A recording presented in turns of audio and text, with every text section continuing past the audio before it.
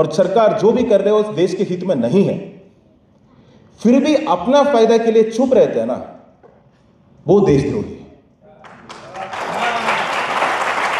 370 के बाद जिस तरीके से कश्मीर में पाबंदियां लगाई गई थी, तब मैंने इस्तीफा दिया था ये कह के कि मुझे बोलना है, बोलने की ज़रूरत है, और जो भी चीज़ आप देश हित में है बोल के जब लाओगे और उसके खिलाफ कोई आवाज़ उठाए तो तुरंत उसको देशद्रोही बनाना बहुत आसान है। क्योंकि सरकार यही बोल के कोई भी कानून लेके आता है या कोई भी चीज़ लेके आता है बोल के कि ये देश हित में है, तो सरकार जब डिसाइड करेगा कि देश हित में क्या है और देश के हित में क्या नहीं है, तो सरकार का आलोचना ही देश की आलोचना हो जाती है। फिर सरकार के विरोध करना ही देश की विरोध करना हो जाता है, और एक कानून का या फिर एक पॉलिसी का भी विरोध करना जो है देशद्रोह बन जाते हैं। तो उस वक्त ये मुझे लगा था कि जिस तरीके से पाबंदियां लगाए गए थे काफ़ी लंबे टाइम तक, ना लोगों को बोलने दे रहे थे, ना टेलीफोन थे, ना इंटरनेट थे, ना कई सारे लोगों को, एक सीएम जो चाहे एमपी थे, सबको अंदर कर दिए गए थे, और ऐसे लगा कि कोई बोल नहीं रहा। जैसे हमारे वक्ताओं ने भी कहा, मुझे लगा बोलना चाहिए। ठीक है, आईएएस एक नौकरी है, कर रहे थे, पर इसमें रहते हुए बोलना मुश्किल है क्योंकि बहुत सारे कंडक्ट रूल्स हैं। तो ये इसको छोड़ देते हैं, इस्तीफा देते हैं, और उसके बाद अपनी बात रखते हैं। बात है कि 6 साल हो गए, मेरी इस्तीफा अभी तक मंजूरी नहीं हुई, वो ऐसे के वैसे रखा हुआ है। क्या है मुझे नहीं पता क्या प्रॉब्लम, पर इसका ये भी मतलब है कि मैं अभी भी जो भी बोलूं वो भी ऐसे ही होगा कि मैं सर्विस में रहते हुए बोल रहा हूं, इसलिए सरकार के खिलाफ बोल रहा हूं, इसलिए मेरे ऊपर कानूनी कार्रवाई हो सकता है। पर बोलना जरूरी समझा, और उसी दौर लोगों से मिलने लग गए। करीबन 2019 अगस्त की बात है, जब अगस्त एंड की बात है, जब चेन्नई में एक टॉक में गया, और ऐसे ही मैं कह रहा था कि जो भी हम कर रहे हैं वो सही नहीं है। आप जो भी निर्णय लेना है, सरकार का जो भी निर्णय लेने का अधिकार वो तो है, पर उसके प्रक्रिया, उसके अपना रिएक्शन देने का जो राइट है, हक है, वो जनता का रहता है, उसको आप छीन नहीं सकते। आप इंजेक्शन भी दे दो, फिर रोने का हक भी छीन दो, ये सही नहीं। तो ये मैं बोल रहा था, तो एक लड़की थी चेन्नई में स्पीच में, तो उसने ऐसे उठ के बहुत इमोशनली बोला है कि ये सब फालतू की फ्रीडम ऑफ राइट, ये सब जो आप कह रहे हो थियोरेटिकली बहुत अच्छा लगता है सुनने में, पर अगर मैं नागरिक ही नहीं रहूंगी तो ये कौन सी राइट की बात कर रहे हैं आप। तभी मेरा जो एक्सपोजर था CA/NRC को लेकर वो हुआ। शी वॉज फ्रॉम बंगाल, तो तभी मैं महाराष्ट्र आया वापस, and she was a Hindu, she is a Hindu. So Maharashtra आया और कहीं किसी से बात करने लग गया, तो 2 मुस्लिम फ्रेंड्स थे, उनसे बात किया, और उनसे यही मैंने बोला कि ऐसे ऐसे बात हो रहा है उधर, और शी इज़ वेरी स्केर्ड, उसको डर लग रहा है बहुत। तो इन्होंने इमीडिएटली मुझे अभी भी याद है, एकदम सफ़ेद दाढ़ी, एकदम आंखों से ना आंसू निकलने लगे, वो दाढ़ी में ऐसे ऐसे ऐसे, और बोला कि कनन तुम्हें आइडिया नहीं है हम लोग क्या डॉक्यूमेंट इकट्ठा कर रहे हैं अभी, क्या क्या डॉक्यूमेंट चाहिए मुंबई में। तब मुझे लगा इसके खिलाफ तो कुछ करना पड़ेगा, मुझे कुछ तो ट्रैवल करना पड़ेगा, जाना पड़ेगा, लोगों से बात करना पड़ेगा। तो उसने एक बात कही मुझे कि मेरा जो दादा है वो शायद सुभाष चंद्र बोस के साथ INA में लड़ाई किए थे, तो उनका कुछ सर्टिफिकेट होगा, वो अगर मिल जाए तो हम सेफ हैं, कोई प्रॉब्लम नहीं होगा। तो मैं भी बिल्कुल जोश में उसको कहा कि अगर वो मिल भी जाए ना तो तुम जला देना उसको, क्योंकि तुम्हारे पास तो है, बाकी लोगों के पास ऐसे सर्टिफिकेट तो होगा नहीं, तो वो क्या करेंगे अपनी नागरिकता प्रूव करने के लिए। तो उसने मुझे बहुत अच्छा जवाब दिया, तो बोला कि कन्नन तुम सारे कागज जला सकते हो, फिर भी तेरे ऊपर कुछ नहीं आएगा, मैं सारे कागज इकट्ठा करूं तो भी मेरे ऊपर आ सकता है, तो तुम मुझे लेक्चर मत दो, ये फालतू के लेक्चर मुझे मत दो। तब मुझे रियलाइजेशन हुआ कि मेरे पास भी नहीं है, पर मुझे वो डर ही नहीं है। मेरा कोई व्हाट्सएप ग्रुप में चल रहा है कि ये डॉक्यूमेंट होना चाहिए, नहीं होना चाहिए, मुझे वो डर है ही नहीं अंदर, क्योंकि एक प्रिविलेज है। वो प्रिविलेज का एहसास हुआ, तब मुझे लगा कि अब नौकरी तो रही नहीं इस्तीफा देने के लिए दोबारा, तो ट्रैवल करना चाहिए। वो उस दौरान उमर से कई बार मिला, मैं पर्सनली तो वैसे दोस्त की तरह तो कभी मिले नहीं, पर कई मंच शेयर किए हैं एंड बहुत ऑनेस्टली बहुत इम्प्रेस्ड हूँ जो उनके थॉट प्रोसेस है। तो सबसे देखा जाए क्यों ये केस ऐसा है और नाम ऐसे क्यों है, देश में दो तरीके का, मेरा अंडरस्टैंडिंग से दो तरीके का नेगोशिएशन चल रहा है। एक जो है मेजॉरिटी और माइनॉरिटी के बीच में जो रिलेशनशिप है उसको रीडिफाइन किया जा रहा है कि मेजॉरिटी के साथ माइनॉरिटी का व्यवहार ऐसा ही होना चाहिए, इक्वालिटी का नहीं हो सकता, एक ऊपर नीचे का व्यवहार होना चाहिए। उसका नेगोशिएशन कंटिन्यू जारी है। उसी के साथ साथ एक और नेगोशिएशन हो रहा है, वो है स्टेट और सिटीजन के बीच, स्टेट और नागरिक के बीच। जो सत्ता या जो पावर स्टेट से धीरे धीरे नागरिक के तौर आ रहा था, सवाल पूछने का, खड़ा होने का, 100 लोग नहीं चाहिए सरकार से सवाल पूछने के लिए, एक आदमी भी सवाल पूछ सकता है, वो जो डायरेक्शन में हम जा रहे थे वहां से हट के नहीं, अभी जो है स्टेट पावरफुल रहेगा, तुम चुप रहोगे और सवाल पूछोगे तो अंदर डाला जाएगा। ये बहुत एक सिंपल, दोनों नेगोशिएशन चल रहा है और ये केस मैं समझता हूं कि ये दोनों नेगोशिएशन का इंटरसेप्शन है, जो मेजॉरिटी और माइनॉरिटी के बीच के रिलेशनशिप और स्टेट और सिटीजन, जो स्टेट बता रहे कि हम जो मर्जी कर सकता है, तुम कुछ नहीं उखाड़ सकते हमारे, उसकी।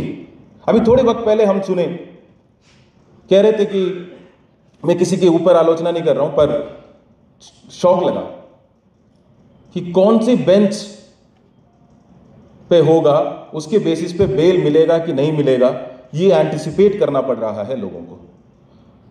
तो कल क्या मतलब, घर से झगड़ा करके आए तो बेल मिलेगा कि नहीं मिलेगा, इस पे भी सोचना पड़ेगा। मैच हार के आया या स्टॉक मार्केट गिर गया तो आज बेल नहीं मिलेगा। उनकी मूड थोड़ी ना है, जस्टिस जजेस की चैरिटी नहीं है, तनख्वाह देके बिठाया गया है, वो कोई चैरिटी सर्विस नहीं दे रहे जनता को।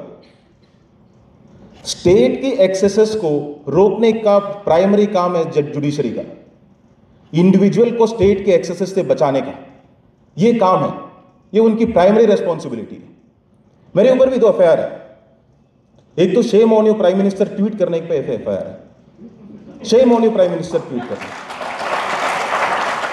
वो अहमदाबाद एसओजी में है, पता नहीं स्पेशल ऑपरेशंस ग्रुप में है या कुछ है, पता नहीं क्या है, मतलब उसमें ये कह रहे हैं कि मैंने रिलीजियस सेंटिमेंट्स हर्ट किया। ऑफ कोर्स तो भगवान ही बन गए, तो वो है। और दूसरा एफआईआर है, मुझे बोला गया वापस आओ सर्विस में, तो मैं बोला नहीं, मैं नहीं आ सकता, क्योंकि अभी जो भी काम है नागरिक के तौर पर करूंगा, अभी मैं वापस नहीं आ सकता। तो वापस ना ज्वाइन करने के लिए भी एक एफआईआर है। मैं पूछ रहा था क्या पकड़ के कलेक्टर पे कुर्सी पे बिठाओगे क्या, कि क्या करने वाले हो, मतलब इरादा क्या है इसका। पर मुझे ये बात था कि मैं जुडिशरी नहीं जाऊंगा, कोर्ट नहीं जाऊंगा, वो that is my commentary on the judicial system. मैं अपने केस में सोचा है कि मैं नहीं जाऊंगा, मेरा इस्तीफा नहीं हुआ 6 साल से, मैं नहीं गया कोर्ट, मैं नहीं गया कैट। वो एक सेइंग है ना, थप्पड़ से डर नहीं लगता, वो ये कि पुलिस का थप्पड़ से डर नहीं लगता साहब, जस्टिस के लेक्चर से लगता है। मैं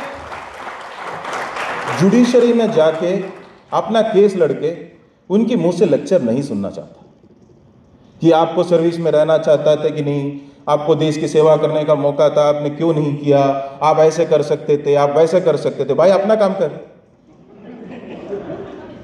as an adult citizen of this country, मेरे लिए क्या भला है ये सोचना जुडिशरी का काम नहीं है, मेरा हक क्या है उसको इंश्योर करना उसका काम है।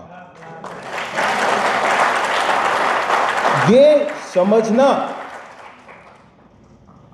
तुम लोगों के लिए ये सही होगा या गलत होगा, ये सब सोचना नहीं है।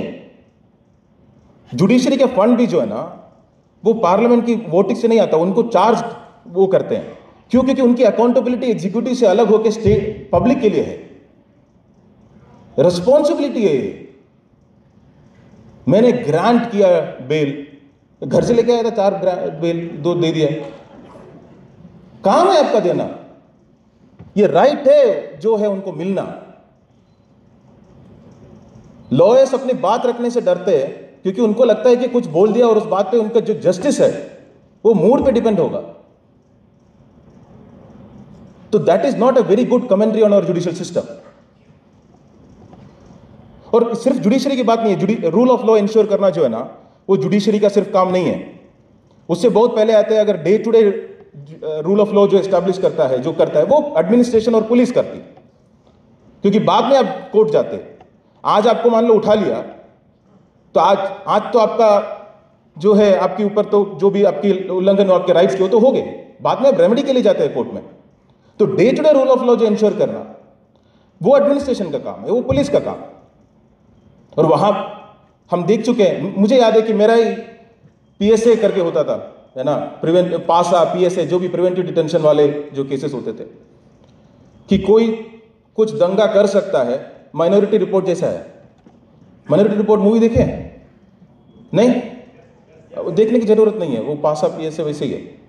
हम लोग सोचते हैं ये कल कुछ क्राइम कर सकता है, इसलिए 6 महीने पकड़ के अंदर डाल दो।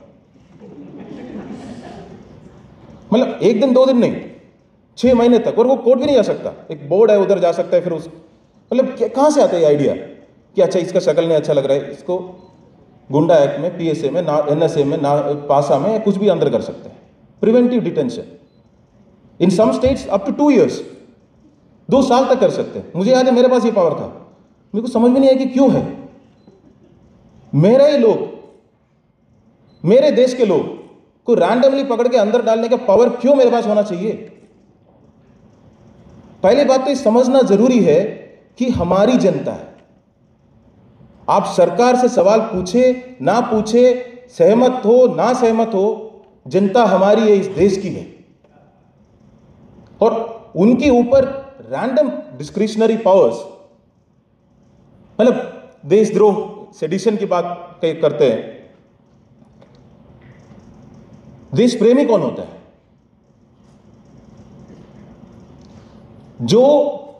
जिनको लगता है कि सरकार सही कर रहा है सब कुछ और सरकार की साथ दे रहे हैं, सच में लगता है कि सरकार सही कर रहा है देश की हित में, और इसलिए वो सरकार के साथ दे रहे हैं, वो देश प्रेमी है, क्योंकि उनको दिल से लगता है कि जो भी कर रहे हैं वो सही है। जिनको लगता है कि सरकार जो कर रहा है वो देश के हित में नहीं है और इसलिए वो सरकार से लड़ने के लिए तैयार है, सब कुछ गवा के, वो भी देश प्रेमी है। क्योंकि वो अपना पर्सनल लॉस है उसका, जो जेल में है, उसके बावजूद वो सरकार से लड़ने का वो रखते हैं, क्योंकि उनको लगता है अभी जो सरकार कर रहे हैं वो देश के हित में नहीं है और उसके लिए सवाल उठाना जरूरी है। तो देश प्रेमी वो है जिनको लगता है कि सरकार गलत कर रहा है और सरकार जो भी कर रहे है उस देश के हित में नहीं है, फिर भी अपना फायदा के लिए चुप रहते हैं ना, वो देशद्रोही है। जिनको वो पता है कि ये गलत है, ये गाड़ी काई में गिरने वाला है, पर जाने दो, चुप रहना हमारे लिए बेटर है। चाहे वो ग्रीड से हो, चाहे फियर हो, चाहे कुछ भी हो, उसके कारण जो चुप है ना, मैं उनको कई बार देशद्रोही मानता हूं। सेडिशन सब पे लगना चाहिए जो साइलेंट है। जो भी चुप, आपका कुछ तो राय होगा कि सही है कि गलत है। गलत है तो बोलो भाई गलत है, सही है तो बोलो सही है। मेरा दुकान बंद हो जाएगा बोल के चुप मत रहो, तो इसका मतलब तुम अपने दुकान को देश से ऊपर रख दिया ना। तो ये तो नहीं हो सकता देश प्रेम। तो कितने बड़े देश प्रेम इन लोग, सोच लीजिए। सब कुछ गवा के उनको लगा कि कोई चीज देश के हित में नहीं है। मुझे भी वही लगा था कि ये देश के हित में नहीं है और उसके लिए वो लड़ने के लिए तैयार थे, लड़ ही रहे अभी तक। तो वो और दंगे एक बहुत इंटरेस्टिंग है। इस सरकार से जब भी सवाल पूछे ना, जो भी लड़ाई सरकार के खिलाफ है, वो जनता की आपस की लड़ाई कन्वर्ट कर देते हैं। मान लीजिए कई सारे जजेस ने लिख दिया कि उमर खालिद को बेल मिलना चाहिए, वो तो एक पिटीशन है अगेंस्ट जुडिशरी, है ना, काइंड ऑफ एक। तो तुरंत 20 और जजेस लेके आएंगे, बोलेंगे कि नहीं उल्टा लिखो कि नहीं मिलना चाहिए। सीए एनआरसी के वक्त जो कानून लाया सीए, उसके खिलाफ प्रदर्शन हुआ, सरकार के खिलाफ या सरकार के निर्णय के खिलाफ। उस निर्णय के खिलाफ हुआ क्या कि सरकार से हम प्रेशर डाल पाए थे कि वापस ले लें। तो ये नहीं है कि सरकार उसको एड्रेस कर रहे है, सरकार कह रहे हैं हमारे सपोर्टर्स कहां हैं, आ जाओ आ जाओ, तुम लोग इनके खिलाफ प्रोटेस्ट करो, तुम लोग आपस में भिड़ो, ताकि हम न्यूट्रल रहेंगे पर आपके सपोर्ट में रहेंगे। ऐसे नहीं तो स्टेट का एक्सेस हो जाता ना। शाहीन बाग के अगर लोगों को पुलिस अगर रिमूव करते तो बोलते कि स्टेट एक्सेस है ना, पुलिस ने ब्रूटल लाठीचार्ज कर लिया, हटा दिया, निकाल दिया, ये जो भी है। पर आपस में लड़के हो गए या लड़वा के हो गए तो आसान हो गया ना। जिनके ऊपर केस करना है, जिनके ऊपर नहीं करना है, वो तो स्टेट की डिस्क्रिप्शन है, जिससे करवाना है नहीं करवाना है। 5 साल से ये एक जगह नहीं है, आप फार्मर्स प्रोटेस्ट में देख लीजिए, सेम चीज मणिपुर में देख लीजिए। क्यों? कुकीज का प्रोटेस्ट मेतेज के खिलाफ थोड़ी ना थे, कुकीज का प्रोटेस्ट मणिपुर गवर्नमेंट या हाईकोर्ट के डिसीजन पे थे। Why should another section of people respond to it? It is against the government. Anna Hazare के आंदोलन में अगर उस टाइम जो प्रोटेस्ट कर रहे थे करप्शन के खिलाफ, तो वो कांग्रेस की सरकार बोलते कि नहीं नहीं अभी हमारा सरकार आएंगे और एक दूसरे से लड़ते रहो यहां पे। तो making a people versus state protest into a people versus people fight, that's one of the easiest way, without any culpability for the state. State का कोई culpability नहीं है उसमें, तो केस लग रहा है। और जिस केस को वो कह रहे हैं कि यूएपीए है, एक तो ये सोचना चाहिए कि कितना ज्यादा हमने टेररिज्म, नेशनल सिक्योरिटी को ट्रिवियलाइज कर दिया। यूएपीए किसके ऊपर लगते थे? टेररिस्ट के ऊपर, है ना। और हम अभी यूएपीए लगा रहे हैं जिन्होंने भाषण दिया, जिन्होंने बात की, जिन्होंने प्रोटेस्ट करने का आह्वान दिया। हम एक तरफ सोच रहे हैं कि इनको टेररिस्ट बना रहे हैं, हम दूसरा सोचे कि एक्चुअल टेररिस्ट को हम कितना सिंप्लीफाई कर रहे हैं, कितना ट्रिवियलाइज कर रहे हैं। कल एक एक्चुअल टेररिस्ट केस अगर आ जाए तो भी हमें ऐसे लगेगा ये तो यूएपीए तो लगाते रहते हैं सबके ऊपर लगाते हैं, जब इनके ऊपर लगा रहे तो उनके ऊपर वो भी सही होंगे, वो भी कैसे गलत हो सकता है। जब आपने कह दिया कि यूएपीए जैसे इतनी बड़ी एक दायरा आपको लगाना है इनके ऊपर, इतना इंपॉर्टेंट है, तो 5 साल आपको क्यों लग रहा है कि इसकी ट्रायल शुरू करने में? आप खुद ही कह रहे हैं कि बहुत इतना सीरियस मामला है कि यूएपीए लगाना है, खुद ही कह रहे हैं। इस दौरान जो है कई सारे एक्चुअल केसेस, राइट्स के केसेस, उसके डिसीजन हो चुके हैं, उसके एक्विटल्स हो चुके हैं, बहुत सारे में लोग छूट चुके हैं। एक्चुअल जो राइट दंगे के केस में लोग छूट चुके हैं, ट्रायल होके खत्म होके निकल चुके हैं, घर जा चुके हैं। पर जो कॉन्स्पिरेसी के जो एंगल डाल रखा है, उनकी ट्रायल अभी तक नहीं शुरू कर रहे। तो कितना ज्यादा लापरवाही है, कितना ज्यादा रिलैक्स्ड एटीट्यूड है, जिसको आप खुद ही सीरियस बोल रहा है, नेशनल सिक्योरिटी इश्यू कह रहा है, उस पर आपका यह रवैया है। तो या फिर आप इनकॉम्पिटेंट है या आप कॉम्प्लिसिट है, इनमें से एक तो है। काफी वक्त से कई बार लगता है कि कुछ बोलूं तो है ना उल्टा ना पड़ जाए, क्योंकि हम ये भी चाहते हैं कि बेल मिल जाए, ये भी हम जानते हैं कि कहीं ना कहीं चैरिटी नहीं होना चाहिए। पर ये पता है कि कोर्ट के उस दिन का मूड और क्या उनको लगता है, क्या उस चीज़ का कौन सी बेंच है, ये सबके ऊपर निर्भर रहेगा कि उनको बेल मिलता है कि नहीं। तो कुछ बोले तो नेगेटिव ना हो जाए, बट कितना टाइम चुप रहेंगे कि हाँ ये सोच के कि मिल जाएगा। ये होता ना अब्यूज़र, कई बार लगता है कि जो अब्यूज़ करते हैं चुप रहेंगे तो शायद अब्यूज़ बंद हो जाएगा, पर एक वक्त के बाद आपको लगता है कि नहीं अभी बोलना पड़ेगा। ये नहीं हो सकता ऐसे, ये कब तक ये चलता रहेगा। इतना ही मैं बोलना चाहूँगा अभी। I hope All of them get bail, and bail is the least of the matter. Bail should have been given long back. And see, ये एक मेजर सारे प्रोटेस्ट में चलते हैं. मान लो प्रोटेस्ट की मांग कुछ है, तो क्या करते हैं, 10 लोगों को उठा के 10 केसेस डाल देते हैं. तो उसके बाद क्या मांग रहते हैं, प्रोटेस्ट की मांग खत्म हो जाते हैं, लोग बोलते हैं कि हमको रिहा करो. मतलब लड़ रहे थे किसी बात के लिए, है ना. उनको पूरा उनकी मांग ही अलग कर देते हैं. वो बोलते हैं कि हमारा बस केस वापस ले लो, बस इतना काफ़ी है, हमारे बाकी सब छोड़ दो, हमारा केस वापस कर दो. तो हमें ये भी रियलाइज करना है कि बेल, दिस इज अ, मतलब in my mind there is no doubt, and we don't have to go into a lot of legalese and discussion and over rationalization of clear injustice.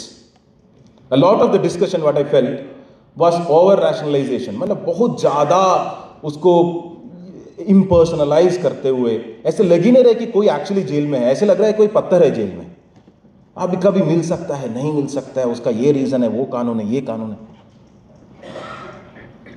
We are talking about human beings. We are talking about our people, not just in terms of our people, in terms of those who are ideologically aligned with us, but Indians. This is a question of whether as a state, as a country, we stand by our citizens or not, and whether judiciary supports us in this fight. Thank you.